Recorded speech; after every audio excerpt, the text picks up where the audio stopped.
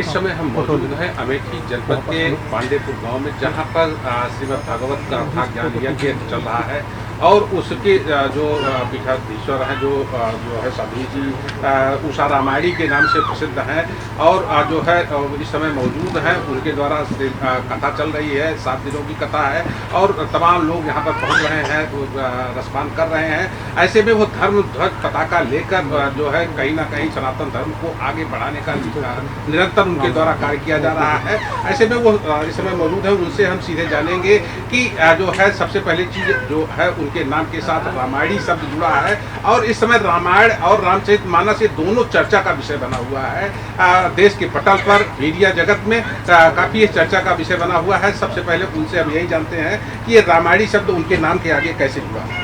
साधु जी, आपका स्वागत है हमारे चैनल न्यूज इंडिया में। ये बताएं, दर्शकों को बताएं कि रामायणी शब्द ये आपके नाम के आगे कैसे जुड़ा। देखिए, मैं बहुत छोटी थी तब मैं अपने घर से आ गई थी चित्रकूट और वहाँ पर मैं गुरु आश्रम में रहती थी। मेरे गुरुदेव जी ने रामायण का अध्ययन किया, रामचरितमानस जैसे ग्रंथों को उन्होंने पढ़ा। तो जब मुझे उन्होंने शिक्षा दी और जब मैं इस रास्ते पर चलने लगी तो उन्होंने भी मेरे नाम पे रामायणी लगा दिया कि तुमने रामायण का अध्ययन किया, रामचरितमानस की कथा की। ये एक हमारे गुरु परंपरा में एक ऐसा है, इसलिए रामायणी लगा दिया जाता है। और रही बात रामचरितमानस जैसे ग्रंथ हैं, तो हमें देखिए सबको जीवन जीने की शिक्षा देते हैं। हमें समाज में किसी का अहित करने का उपदेश कोई भी ग्रंथ नहीं देता है। समाज में सबको जो है अच्छे भाव अपने अंदर लाने के लिए समाज सेवा, राष्ट्र सेवा, सामाजिक समरसता इत्यादि धर्म की शिक्षा हमें ऐसे ग्रंथों से मिलती है। रामचरितमानस ग्रंथ महान है, इसको सबको पढ़ना चाहिए।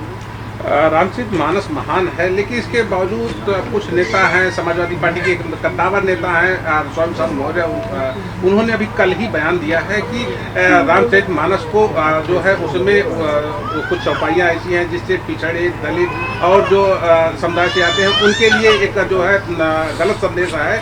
या तो उसको हटाया जाए या तो रामचरितमानस को पूरी तरह से बैन कर दिया जाए। ऐसे में क्या लगता है किस तरह की कोई चीज़ें उसमें सम्मिलित है जिसको बैन किया जाए? नहीं है, ऐसी कोई चीज़ मानस में नहीं है, हम तो नहीं मिल रही है। और अगर उनको कहीं ऐसा लगता है तो बताना चाहिए कौन सी चौपाई है। चौपाई ऐसी तो कोई नहीं है जिसको कि हटाना चाहिए और जिससे एक समाज में एक जो भड़काऊ जो है भाषण की तरफ आ रहा है, एक ग्रंथ जो बता रहा है, ऐसा कुछ नहीं उसमें। मानस में ऐसा नहीं है।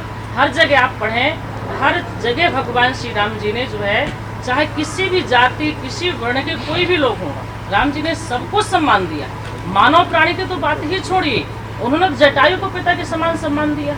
राम ने सम्मान दिया है, लेकिन इसके जो लेखक हैं जो है तुलसीदास जी, उन्होंने कहा कि स्वांता सुखाय रघुनाथ गाथा आदि करके ये सब अपने स्वांता सुखाय के लिए उन्होंने लिखा है। ये किसी धर्म से नहीं है। क्या ये धर्म से नहीं है? नहीं है, धर्म से है, स्वांता सुखाय के लिए है। उन्होंने जो है सबके लिए मानस लिखा है, सबके लिए चौपाई आपने पहले बताई कि ढोल गवार सूत्र पर सुनारी, सकल ताड़ना के अधिकारी। इस चौपाई को उन्होंने ध्यान से भी पढ़ा नहीं है और उसका अर्थ नहीं लिया। यहाँ देखिए, ढोल गवार सूत्र पर सुनारी यहाँ बताया गया है। तो यहाँ आप मानस को और थोड़ा सा गहराई से पढ़िए, आपको इसका अर्थ वहीं पे आपको मिल जाएगा। इसका अर्थ है यहाँ पे किसी ताड़ना का मतलब किसी को मारना नहीं है, ताड़ना का मतलब शिक्षा देना होता है। ढोल को आप देखिए, जब तक उसको सही नहीं बनाएंगे तो नहीं बजेगा। इस तरह से कोई गंवार है, मान लीजिए किसी की बुद्धि उतनी सही नहीं है, प्रखर नहीं है, उसको समझाना पड़ेगा, पढ़ाना पड़ेगा, तब समझेगा। शूद्र नाम नारी की बात आती है तो यहाँ बीच में पशु लिखा हुआ है। इसका तात्पर्य कि जैसे कोई शूद्र है, पशुवत काम करता है तो उसको समझाना है, कोई नारी पशुवत काम करती है उसको समझाना है। इसको ताड़ना का मतलब ही नहीं कि उसको हम मारें, पीटें, उसको दंड दे, इसका मतलब ही नहीं होता है। अगर वो कोई इसका अर्थ गलत लगा रहे तो उनकी जो है प्रॉब्लम है कि उनको नहीं लगाना चाहिए। ऐसा उसका अर्थ नहीं है। जो व्यक्ति अपने मार्ग पर नहीं चलता है तो उसको शिक्षा देना, उसको ज्ञान देना है, सही मार्ग पर लाना है। ये हमारी चौपाई हमें बता रही है। बागेश्वर धाम सरकार जो है बालाजी के हैं धीरेन्द्र शास्त्री जी, वो अभी काफ़ी समय चर्चा का विषय बने हुए हैं। लोगों का कल्याण भी हो रहा है, उसके बाद भी लोग उस पर उंगली उठा रहे हैं, कह रहे हैं कि नहीं ये पाखंडी है। इस पर कहीं ना कहीं लोग पूरी तरह से जो है हावी है। इस पर क्या कहेंगे, क्या यह जो है किस तरह का? नहीं, देखिए, उनके यहाँ जो है श्री हनुमान जी महाराज का सिद्ध जो है मंदिर बना हुआ है, वो भागवत करते, राम कथा करते हैं। उसके माध्यम से लोगों को शिक्षा देते हैं। उनके दरबार में हम कोई भी जाते हैं, उनको अगर वहाँ पे लाभ हो रहा है तो श्री हनुमान जी महाराज की कृपा है, और ये कोई चमत्कार नहीं, परमात्मा की कृपा है, कुछ नहीं है। अब इसमें अब लोगों का मत है अपना अपना। देखिए संसार है, रामचरितमानस में लिखा कि विधि प्रपंच गुण अवगुण साना, कहाँ ही वेद इतिहास पुराना। तो ब्रह्मा जी का जो प्रपंच, इसमें गुण और अवगुण से सना हुआ। अच्छे लोग हैं, खराब लोग हैं, हर तरह के लोग हैं, और जिसकी जितनी विचारधाराएं हैं उसके अनुसार अपना व्यक्त कर रहे हैं। क्योंकि कोई गलत नहीं कर रहा है ना, कोई समाज में कोई गलत ऐसे काम हो रहे हैं किसी के माध्यम से, लेकिन जिसको जैसा लगे। सनातन धर्म को आगे बढ़ाने के लिए कैसे क्या किया जाए कि जो है इसका लाभ जन जन तक पहुंचे? सनातन धर्म के लिए तो हम आपको सबको सबसे पहले शास्त्रों का अध्ययन करना चाहिए। श्रीमद् भागवत महापुराण है, रामचरितमानस है, वाल्मीकि रामायण है, श्रीमद् भगवत गीता है।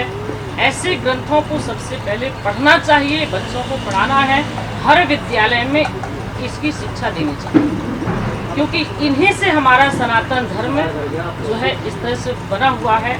जो आदि है, अंत है, उसका कोई नहीं है, वो तो पूर्ण है, वो तो ब्रह्म का स्वरूप है।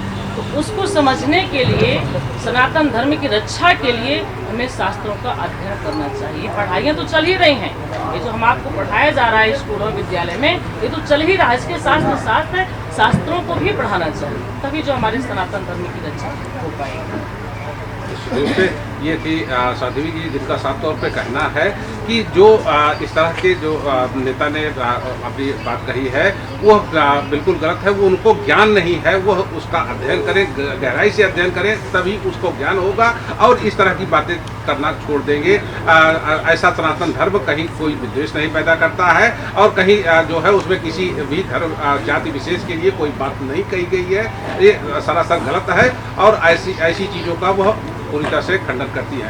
कैमरा पर्सन मुफ्त लोकेश त्रिपाठी, न्यूज़ इंडिया, अमेठी।